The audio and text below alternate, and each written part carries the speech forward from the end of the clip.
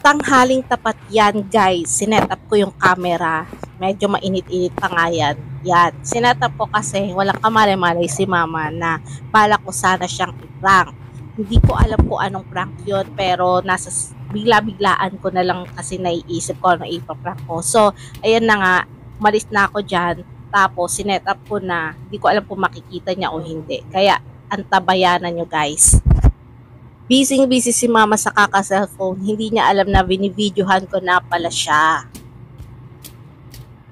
Ano ba yun? Ikaw, ano sa English yung how? Ikaw, ano? Yung how about you, ano yun?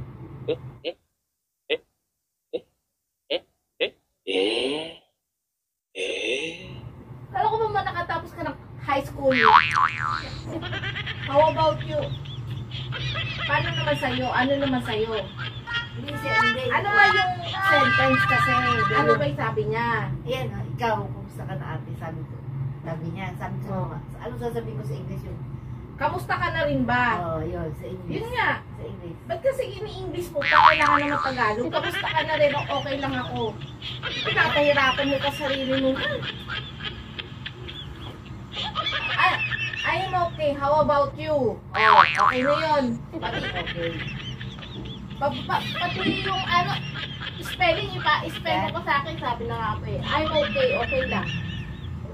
Ba't kasi kailangan Inglesan? Ba't foreigner ba yan? Nakanta ka ba, mother? Ganda ni Wabi, oh. Magaling na siya? Ayun, oh. Ganda ni Wabi. Ano yan eh? Bilahe. Ano na siya? Tapos ng conversation namin ni mama, hindi ko alam na magtatanong pala siya sa akin ng ganon. So, nakuha talaga sa camera, saktong-sakto nga naman. Pero habang nandyan ako, ayan, mga pagkakataon na yan, nag-iisip ako kung ano ipaprank ko kay mama. Kunwari ko, bibisi-bisihan ako. Ano kakanta ka ba, mother?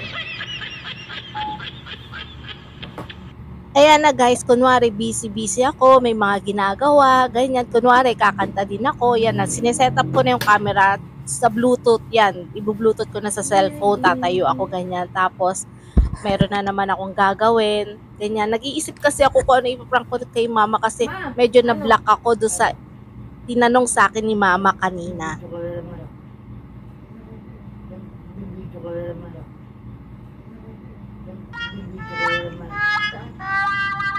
Bakit pa nga tayo? Ito na nga.